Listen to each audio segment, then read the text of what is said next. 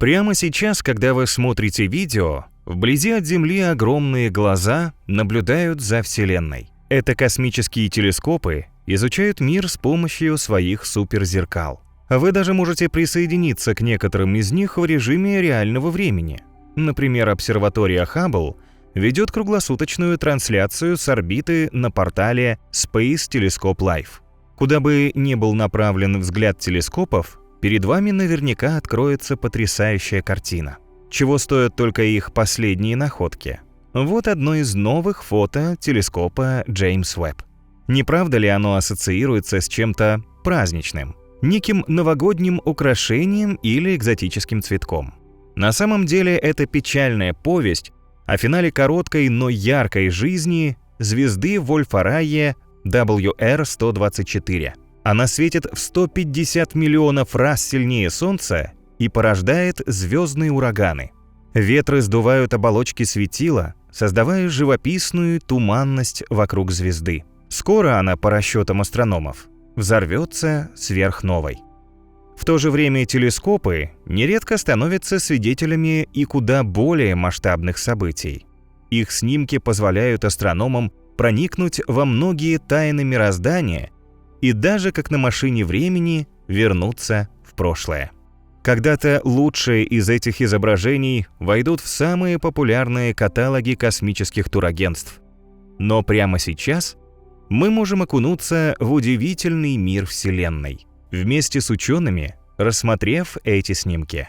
Почему темные звезды у них вышли ярче галактик? Что за странные небесные иглы пронизывают наш мир? Чтобы это выяснить, давайте прямо сейчас совершим космическое фотопутешествие. И начнем его с последних достижений ветерана орбитальных телескопов Хаббла. Этот аппарат размером с большой школьный автобус запущен еще в 1990 году. Его оборудование на тот момент было уникальным и сейчас остается достаточно продвинутым, чтобы эффективно наблюдать за Вселенной.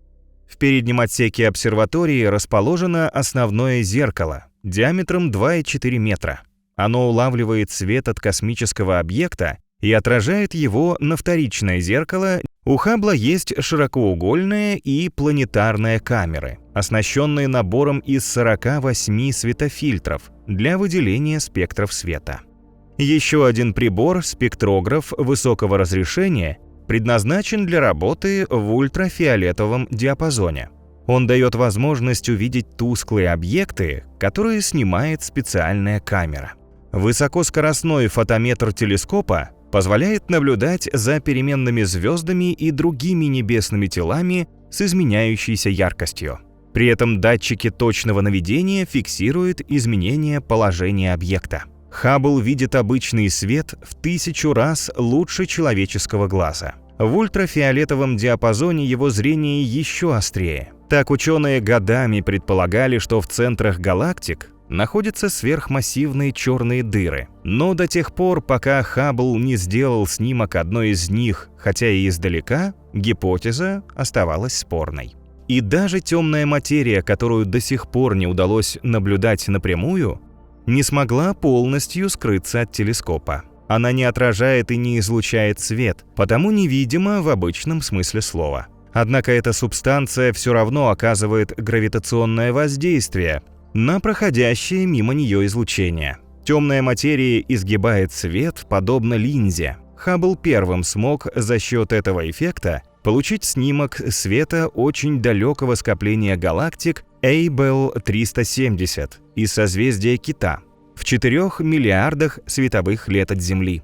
На фото видно, как свет искажается гравитационной линзой темной материи. Обсерватория помогла ученым открыть тайны сотен галактик, звезд, туманностей и показала их во всей космической красе. Телескоп по-прежнему делал отличные снимки и даже, можно сказать, с душой. По крайней мере, это точно относится к туманности душа в 7500 световых годах от Земли. Так называют эмиссионную туманность IC-1848, которая излучает свой собственный свет. Видите, как внутри нее разлилось Красное море из пыли и газа? Его создал довольно редкий тип излучения, при котором электроны внутри атомов водорода в туманности теряют свою энергию. А что плавает среди этого моря? Как и положено, водный обитатель – головастик. Можно отчетливо различить его характерную форму – голову и хвост. На самом деле это газовый пузырь, который свободно передвигается внутри IC-1848 и постепенно испаряется.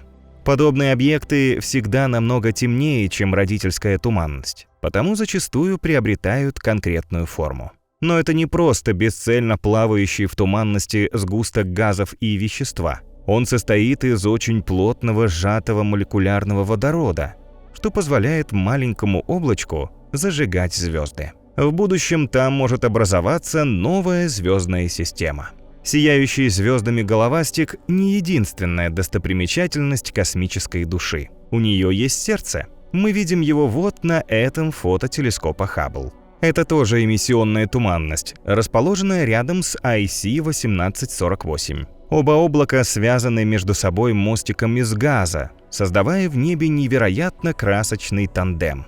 Не менее потрясающе выглядит на снимке Хаббла вот эта планета. Вы ее узнаете? Так смотрится наш Юпитер, который у телескопа получился похожим на разноцветную сладкую вату. Мы привыкли видеть газового гиганта Солнечной системы оранжево-коричневого цвета со знаменитым ураганом «Большое красное пятно» на поверхности. Хаббл сделал это фото в ультрафиолетовом свете.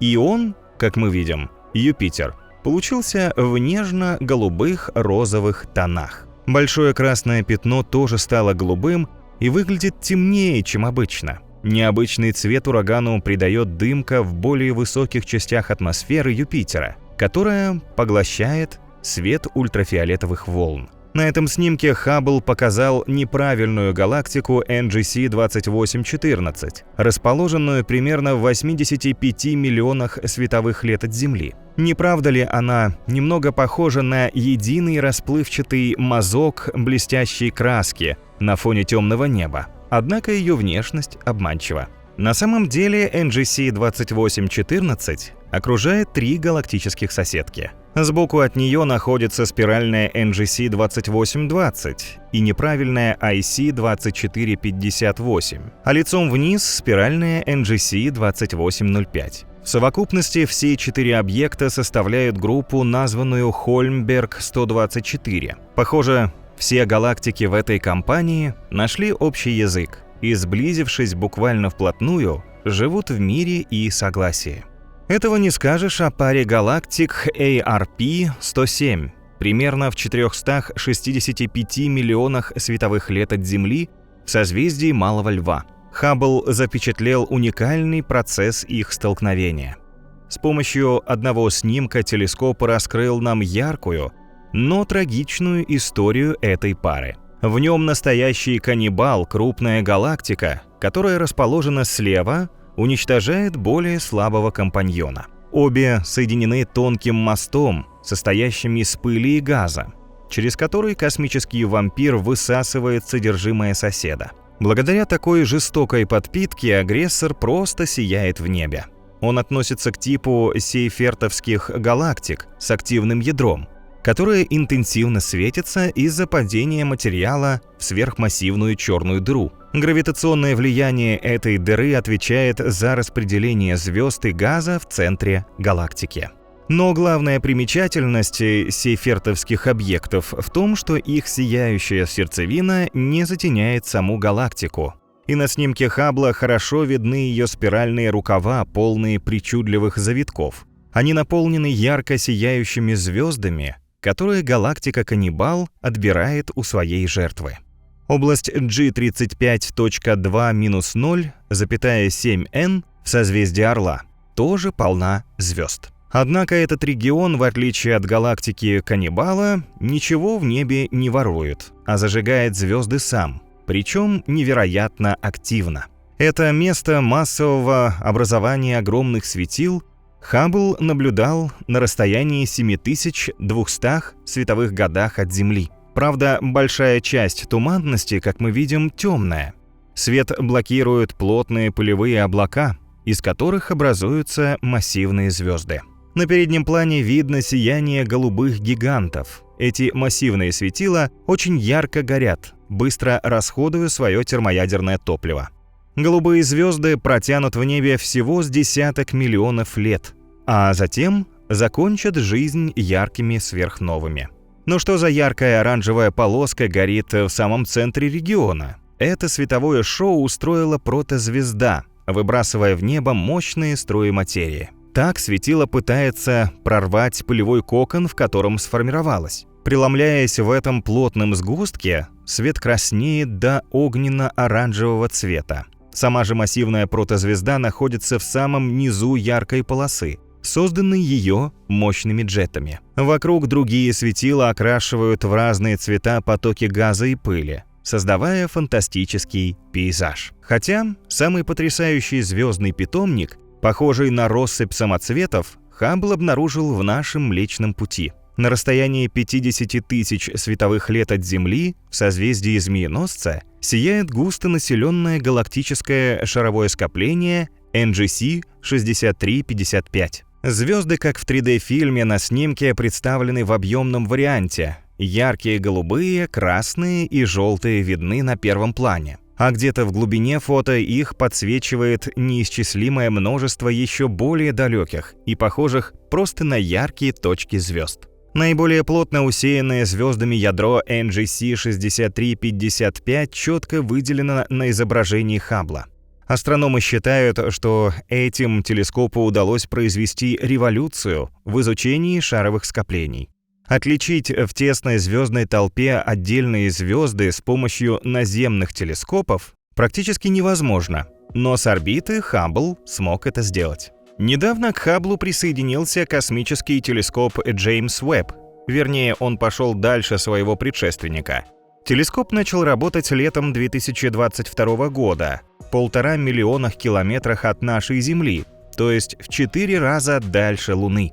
Там нет помех от орбитальных станций и спутников, которые портят картину Хабблу. Кроме того, Хаббл в основном ведет наблюдения в видимом и ультрафиолетовом диапазонах света, а Уэбб оснащен камерой NIRCam для ближних инфракрасных волн и MIRI для средних. По данным НАСА, он настолько чувствителен к инфракрасному излучению, что сможет засечь даже тепло шмеля на расстоянии до Луны. Инфракрасное зрение позволяет Уэббу заглянуть буквально на край Вселенной, где прячутся самые древние галактики и звезды. Хаббл же видит несколько ближе. Кроме того, он не в состоянии пробиться сквозь особо мощную пелену газа и пыли, которая окружает многие планеты, звезды, галактики. А Уэбб просвечивает все подобно рентгену. Наконец, главное зеркало космического телескопа диаметром 6,5 метров способно собирать гораздо больше света, чем 2,4-метровое зеркало Хаббла.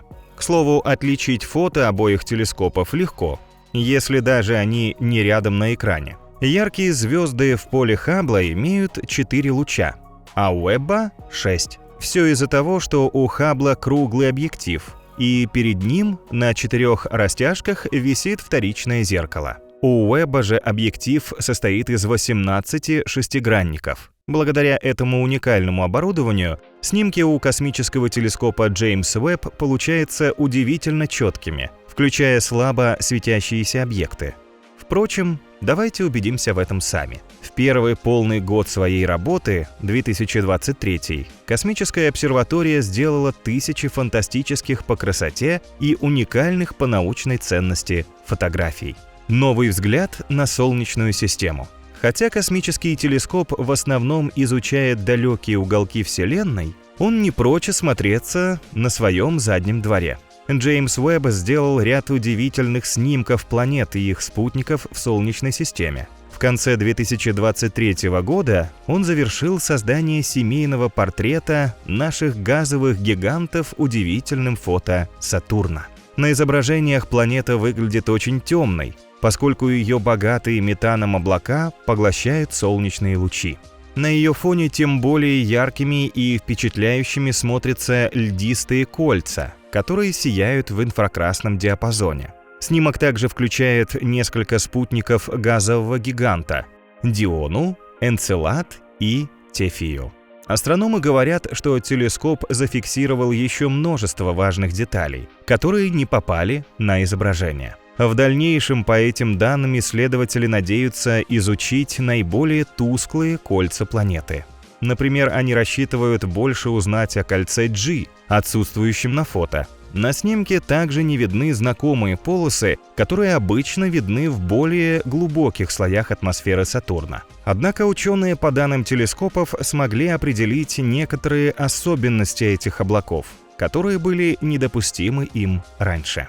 Не менее ценную находку Джеймс Уэбб сделал на спутнике Сатурна Энцеладе. На южном полюсе Луны бьют гигантские гейзеры, содержащие частицы материи и большое количество водяного пара. Хотя эти потоки ученые уже наблюдали, но высокая чувствительность приборов Уэбба позволила получить гораздо больше полезных данных. В частности, струи пара оказались более грандиозными, чем предполагалось. Шлейф охватывает почти 10 тысяч километров, что почти равно расстоянию от Лос-Анджелеса в Калифорнии до Буэнос-Айреса в Аргентине. Они питают кольцо и Сатурна.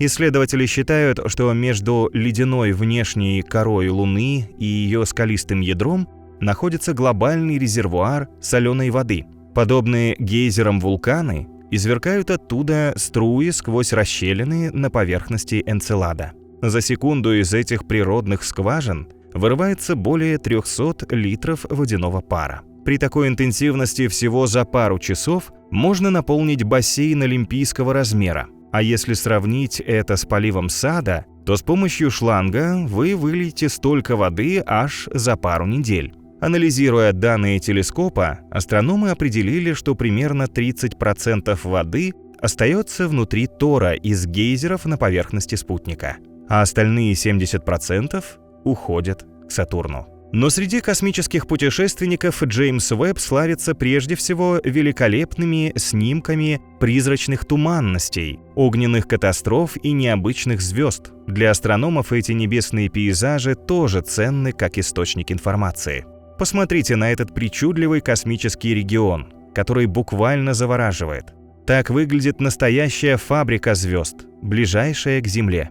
Она расположена в молекулярном облаке Эро-змееносца, на расстоянии всего 460 световых лет от нас. На изображении мы видим диковинные конструкции, созданные природой из газа и пыли. Их пелену легко пробивает яркий свет примерно 50 молодых звезд, каждая из них по массе сходна с Солнцем или меньшей нашей звезды. Некоторые из них подсвечивают характерные тени, указывающие на протопланетные диски. В них формируются планетные системы светил.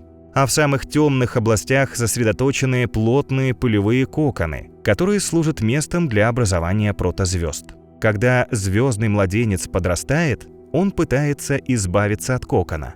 Прорывая оболочку, новорожденное светило выбрасывает в пространство огромные струи молекулярного водорода. Они представлены красным цветом и заполняют большую часть этой области Эро-змееносца. Еще более яркий регион звездообразования представлен на этом фото космического телескопа. Он расположен в центре Млечного Пути всего в 300 световых годах от сверхмассивной черной дыры Стрелец-А со звездочкой. Монстр пожирает с помощью своей гравитации все материи вокруг, так что светила избегают с ним тесного сближения. Звезды заняли место на безопасном расстоянии протяженностью около 50 световых лет в регионе, который называется Стрелец-С. На представленном снимке сверкает более 500 тысяч солнц этого звездного роддома. Исследователи отмечают, что никогда еще не получали столько данных о Стрельце-С. Ионизированный водород на изображении показан голубым цветом. Подобные области появляются вследствие активности молодых массивных звезд. Кроме того, в нем наблюдается нечто очень странное. Область звездообразования наполнена загадочными иглообразными структурами, хаотично разбросанными повсюду. Идентифицировать их ученые надеются после дополнительных исследований. В 2023 году Джеймс Уэбб также приоткрыл некоторые из самых сложных галактических тайн. Ученые предполагали, что гравитация сформировала первые из них, когда Вселенной исполнилось примерно 400 миллионов лет. Это менее 3% от ее нынешнего возраста. Древнее происхождение галактик подтверждено Джеймсом Уэббом. С его помощью астрономы нашли ультратусклую JD1 методом гравитационного линзирования. В качестве линзы выступило скопление галактик Able 2744.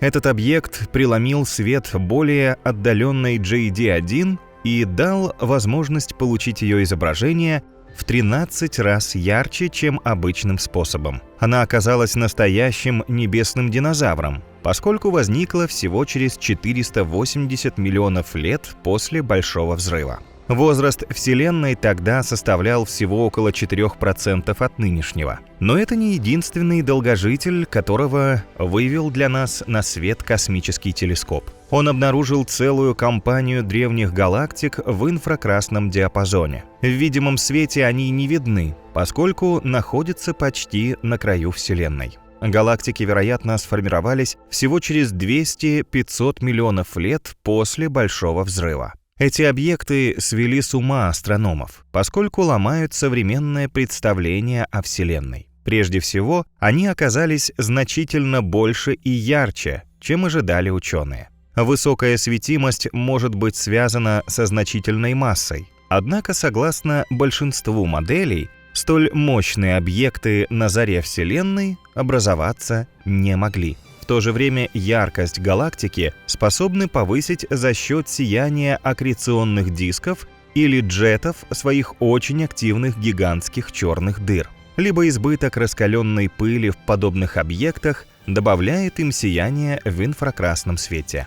Труднее объяснить четкую структуру этих галактик. Большинство из них имеет характерные для спиральных галактик рукава или форму эллипсов. Проблема в том, что особо древние галактики, по всем моделям ученых, скорее походят на некие небесные капли. Правда, после более тщательного изучения этих ранних объектов, астрономы сочли их намного проще и примитивнее поздних.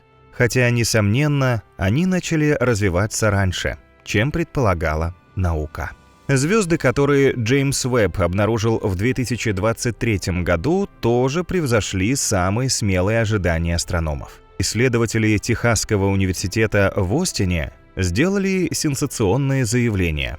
На снимок Уэбба попали неуловимые темные звезды. Первоначально эти объекты ученые посчитали галактиками. Но как можно спутать галактику, где сияют миллионы звезд, с одним светилом, тем более темным? Чтобы все понять, давайте кратко разберемся в теории темных звезд. Так астрономы называют гипотетические солнца, которые могли существовать на раннем этапе формирования Вселенной еще до обычных. Как и современные, темные звезды, вероятно, состояли из нормальной материи, но вокруг их окружал плотный слой темной материи, который генерировал много тепла из-за аннигиляции между своими частицами. Подогрев извне предотвратил сжатие темных звезд до относительно компактных размеров современных, и, следовательно, в них не запустилась реакция ядерного синтеза между атомами обычного вещества. Таким образом, темная звезда представляет собой огромное облако водорода и гелия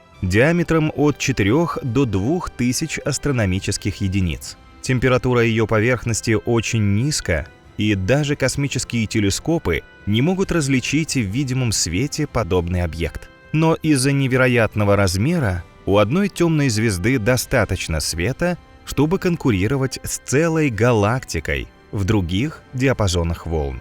Джеймс Уэбб, возможно, обнаружил в небе целое трио этих уникальных светил. Они видны нам как крошечные точки с сильным красным смещением. Но это потому, что они находятся безумно далеко от Земли. На самом деле, по результатам спектрального анализа, их характеристики оказались поразительными. Звезды имеют массу от 500 тысяч до миллиона солнечных и радиус, как у 10 тысяч наших светил. Каждый гигант озаряет космос сиянием, равным миллиарду солнц. Предполагается, что так ярко темные звезды светят за счет аннигиляции темной материи. И, казалось бы, в небе нет ничего удивительней их. Однако в 2023 году Уэбб смог отыскать в небе еще одного звездного уникума.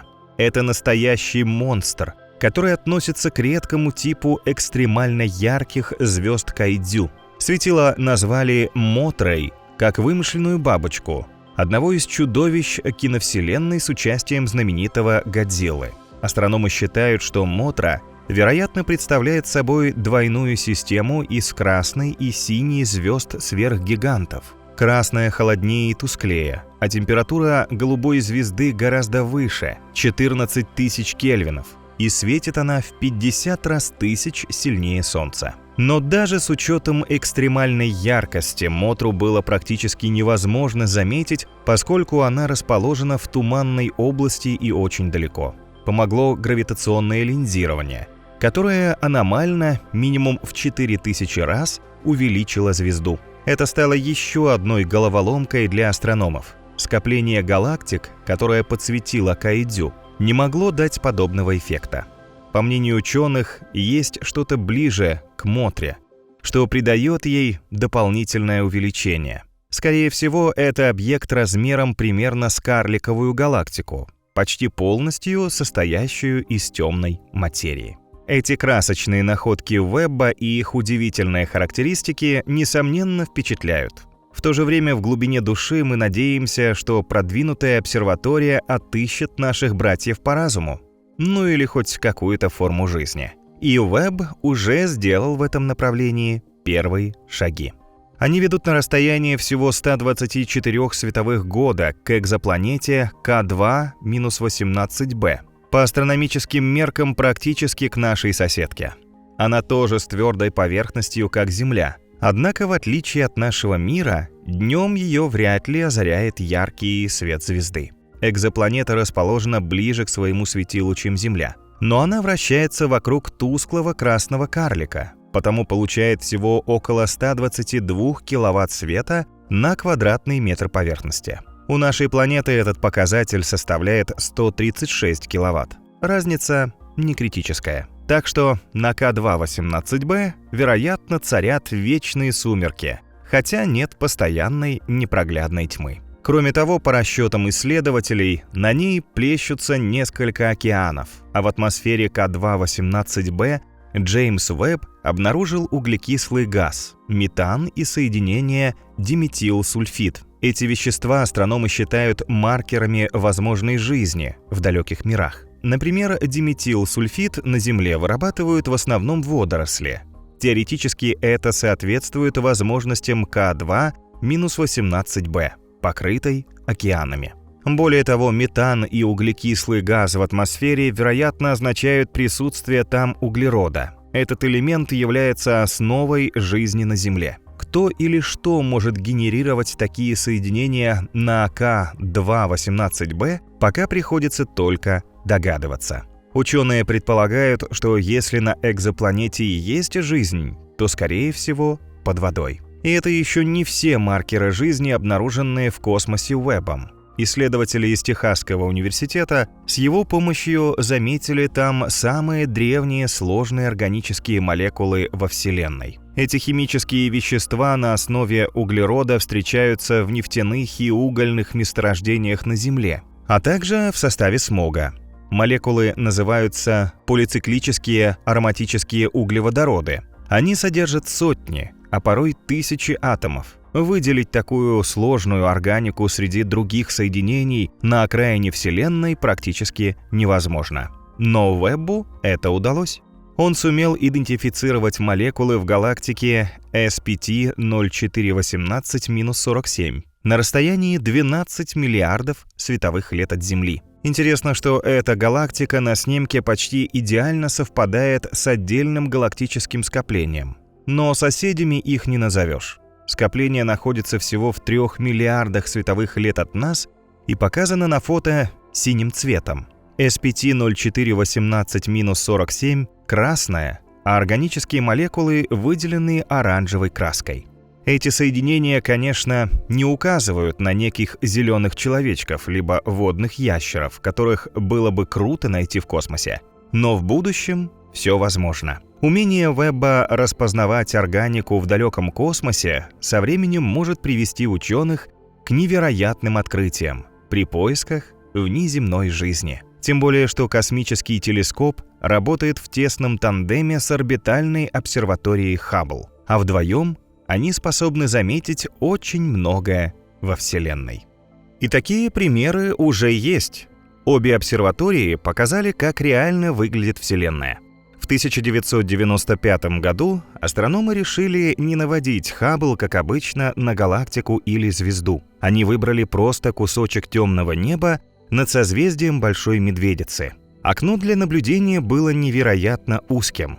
Сделайте пальцами круг размером в маленькую монету и посмотрите сквозь него вверх. Примерно таким было поле зрения Хаббла.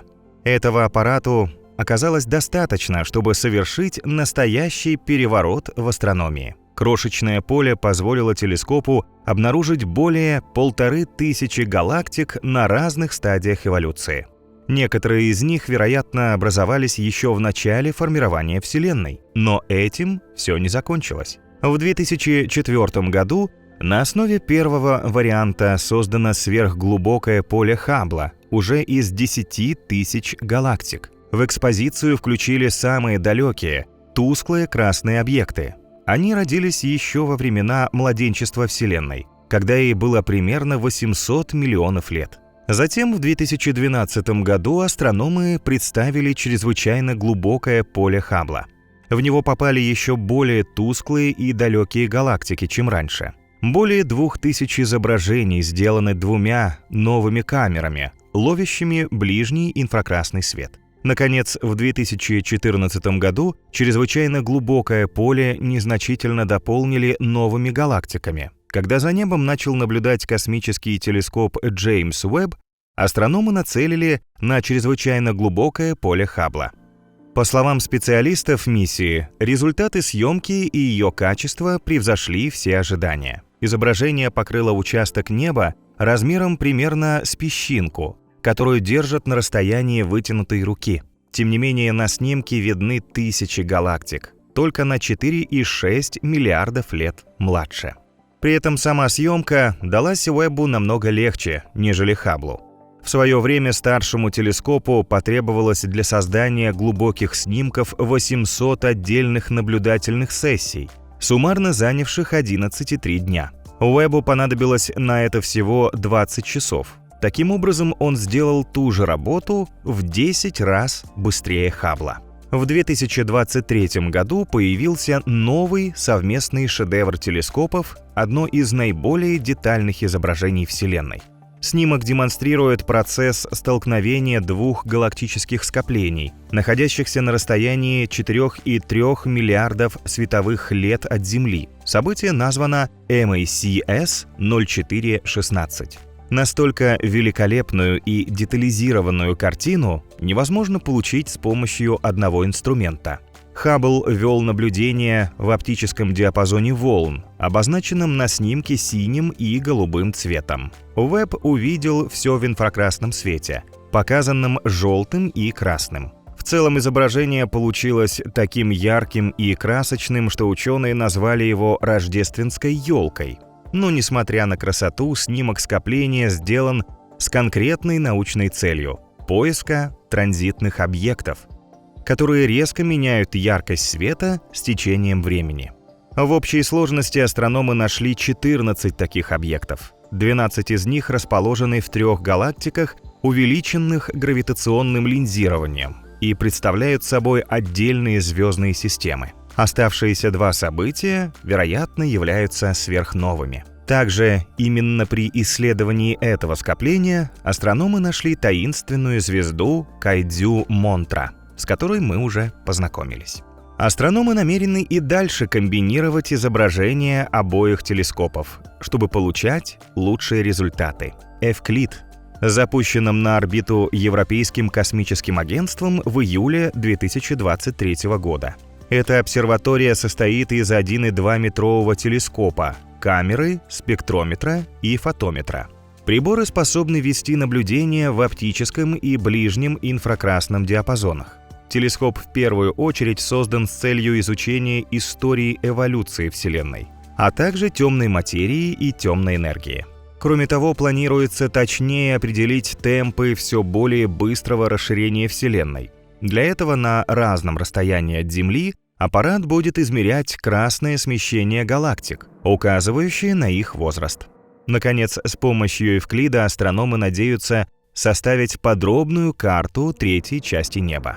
В 2023 году аппарат успел передать на Землю 5 изображений. Астрономы были поражены в первую очередь высоким качеством снимков и шириной охвата картинки. Пожалуй, самым поразительным является вид туманности «Конская голова» или Бернард-33. Она является частью огромного молекулярного облака Ориона и находится на расстоянии 1375 световых лет от Земли. Туманность в основном состоит из холодного молекулярного водорода, который выделяет очень мало тепла и света. Она видна как темное облако в форме лошадиной головы, зато фон вокруг нее очень яркий. Подсветку обеспечивает сияние звезды Сигма Ориона, которая расположена над Конской головой. Многие телескопы делали снимки этой удивительной туманности, но зрение Эвклида оказалось особенно острым. Обсерватория всего за час с высокой детализацией получила изображение огромной области неба, где расположена туманность. Конская голова предстала настоящей фабрикой звезд, что редкость для темных туманностей. Астрономы давно изучают различия в условиях звездообразования между темными и яркими облаками. И Эвклид сумел им многое подсказать. Кроме конской головы, на изображении видны причудливые узоры из красновато-коричневых газа и пыли, которые перемешаны с молодыми звездами. В левом нижнем углу массивные молодые звезды отбрасывают в межзвездные облака мягкое лавандовое сияние другой туманности – NGC 2023. Телескоп также сумел рассмотреть среди газа и пыли свободно плавающую планету SORI-62. Это очень молодой супергигант, массой примерно в 10 раз больше Юпитера. Он раскален приблизительно до 1200 градусов Цельсия и ярко сияет в инфракрасном свете. Ученые надеются, что с помощью Эвклида разыщут и другие планеты в туманной атмосфере Конской головы. Тем временем телескоп представил не менее впечатляющую картину скопления галактик Персея на расстоянии 240 миллионов световых лет от нас. Маленькие светящиеся точки на фото – это не звезды, а именно галактики. Около 1000 из них относятся к скоплению Персея.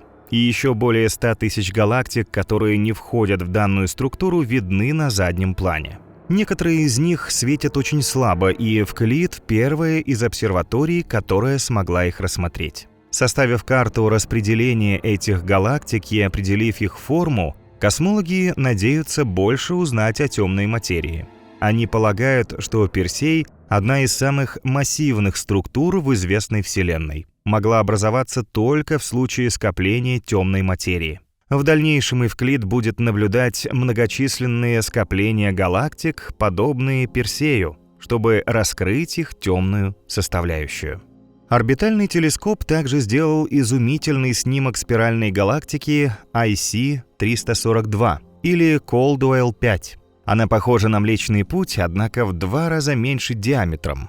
Наш мини-двойник оказался похож на нежную розу, скрытую под призрачным покрывалом пыли и газа. До этого галактику фотографировал телескоп Хаббл, и хотя его фото тоже впечатляют, по мнению астрономов, эвклидовые изображения гораздо более детализированы. Благодаря острому инфракрасному зрению телескоп очень четко снял ядро IC-342. Там происходит бурное звездообразование, и тысячи солнц могут сформироваться всего за пару миллионов лет. Целый рой молодых горячих светил, в основном голубых гигантов, ионизирует водород в центре галактики.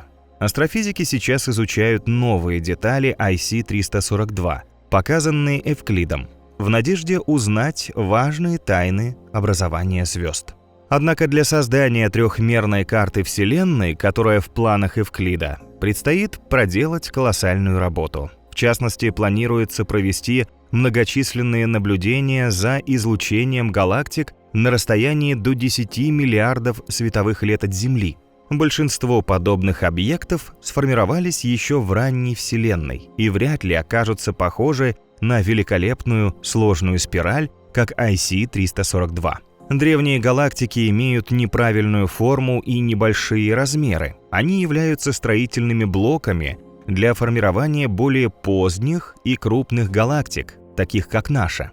И мы все еще можем найти некоторые из подобных объектов относительно близко к Млечному Пути. У него 59 спутников, а в ноябре 2023 года ученые с помощью наземного телескопа обнаружили 60-й. Галактику назвали UMA3/U1, и она самая тусклая среди всей компании, окружающей Млечный Путь. В свою очередь, Эвклид, лишь приступив к работе, тоже нашел один из таких строительных кирпичиков Вселенной. Он оказался всего в 1,6 миллионах световых лет от Земли в созвездии Стрельца. Это неправильная карликовая галактика Бернарда, или NGC 6822, которая находится в окружении многочисленных звезд. NGC 6822 является частью того же местного скопления галактик, что и Млечный Путь. Она не имеет определенной формы, как большинство в ранней Вселенной. В то же время объект содержит элементы тяжелых металлов, которые не встречаются в молодых галактиках на этапе их формирования. Пока исследователи не знают точно, как это объяснить. Однако Эвклид обнаружил по соседству шаровые звездные скопления,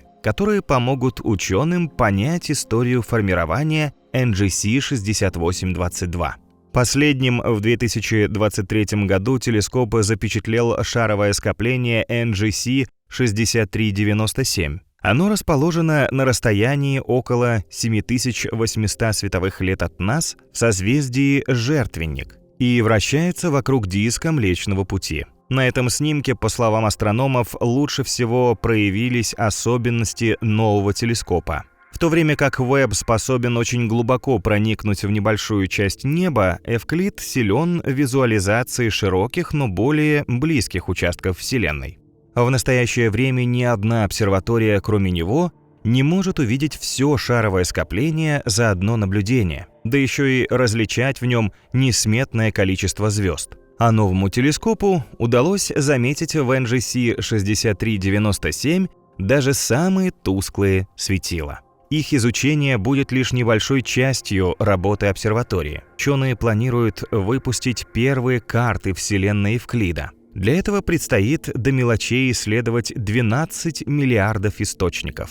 Астрономы надеются заметить в них такие незначительные детали, которые сравнимы с иголкой в стогу сена. И первые снимки телескопа дали исследователям надежду, что все получится. А нас познакомили с потрясающими космическими достопримечательностями, от которых трудно оторвать взгляд. Космос вообще настолько прекрасен и непредсказуем, что давно попал в топ современных направлений фотографии. В Google поступают миллионы поисковых запросов на его изображение. Началось все вот с этого простенького черно-белого снимка. Он сделан с ракеты White Sands еще в 1946 году. Тогда съемка велась на высоте всего 105 километров.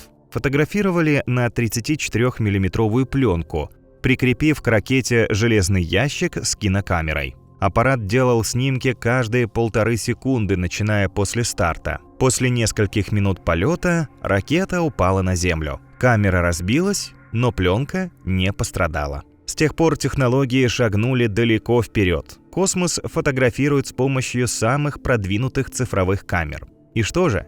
Снимки по-прежнему получают черно-белые. Но откуда тогда берутся сияющие разными красками виды космоса? Пейзажи Вселенной снять непросто. Во многом из-за несовершенства наших глаз. Мы способны различать лишь узкую полосу широкого спектра электромагнитного излучения. При этом совсем не видим рентгеновское, ультрафиолетовое, микроволновое. А они значительно заполняют и расцвечивают космос. Тут на помощь нашему восприятию цвета приходят современные телескопы. Возьмем тот же Хаббл. Самой продвинутой из его нескольких камер считается Wide Field Camera 3 или WFC-3. Она позволяет телескопу видеть не только в обычном, но и в ультрафиолетовом и инфракрасном свете. Съемка начинается с фокусировки телескопа, чтобы четко запечатлеть очень далекий объект. Затем в нужное время с точностью буквально до секунды запускается камера. На создание каждого кадра в среднем уходит примерно 1000 секунд. Кроме того, Хаббл вращается вокруг Земли со скоростью свыше 27 тысяч км в час. Так что нужные кадры он получает после множества оборотов вокруг планеты.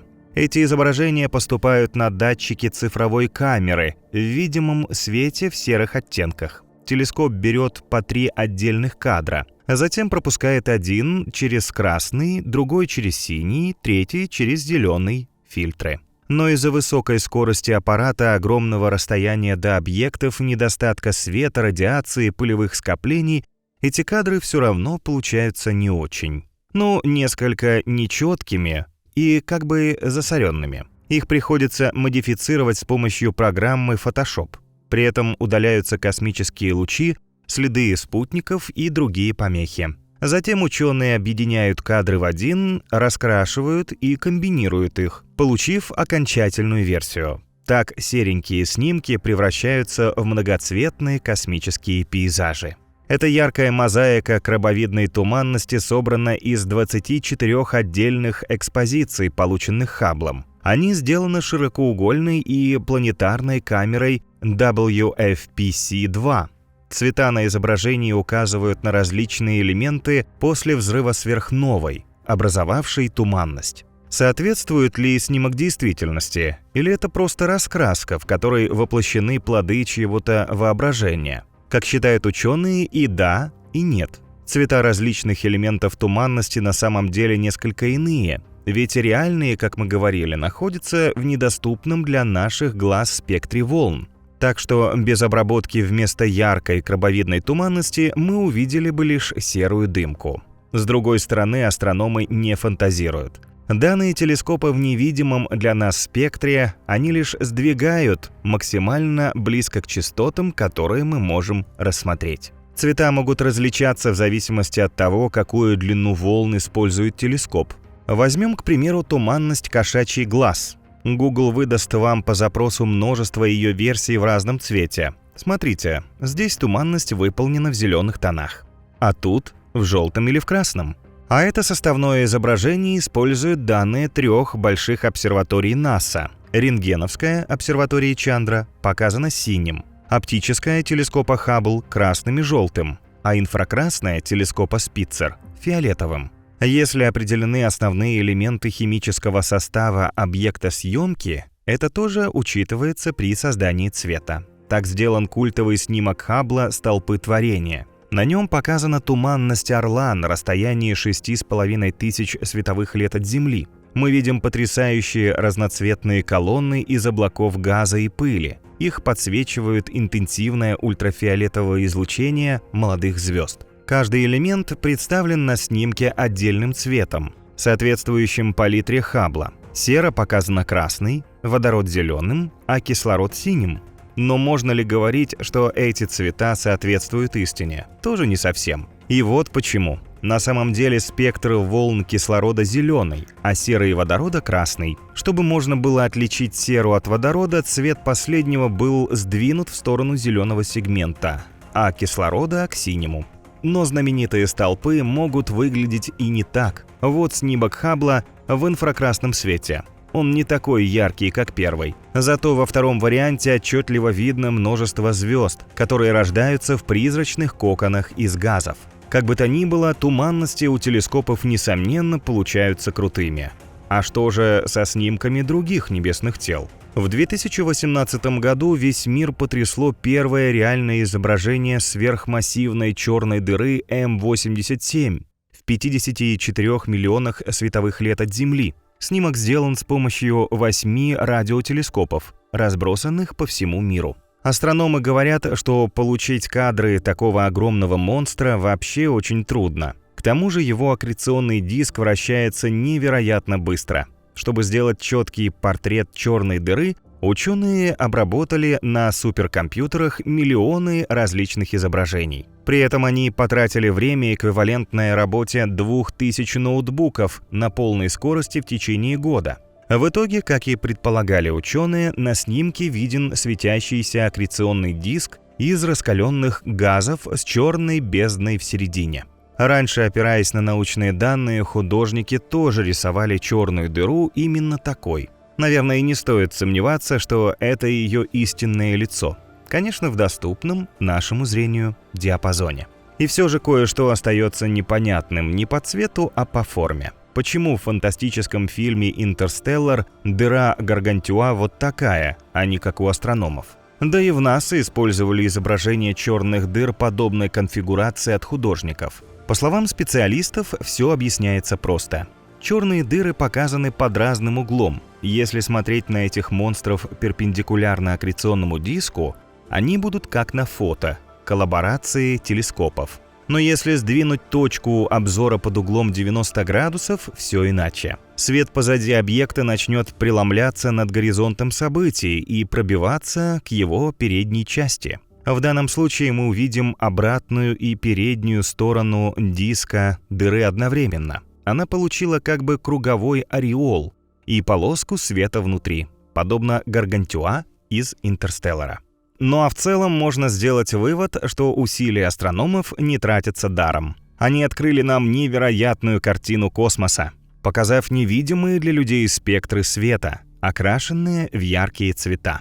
С помощью их изображений мы смогли взглянуть на самые загадочные объекты мироздания – черные дыры, квазары, аномальные звезды и невероятные планеты. Когда-то космические путешественники сумеют совершить к ним реальные полеты, а пока нам уже доступно множество невероятных приключений с помощью фототелескопов и открытий ученых, подобных нашему сегодняшнему. Кроме тройки телескопов с потрясающими снимками, которых мы познакомились, их делает еще множество обсерваторий. Наиболее известные Кеплер, Чандра, Ферми, Тесс, Вайс, Планк. Они ведут наблюдения в видимом, гамма, рентгеновском, ультрафиолетовом, радио и микроволновом излучении.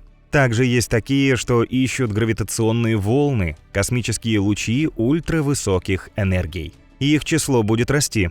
К 2026 году, вероятно, начнут работать телескопы Плато и Ариэль Европейского космического агентства, а также еще с десяток космических обсерваторий. Они наверняка прибавят потрясающие фотомаршруты для любителей космических приключений.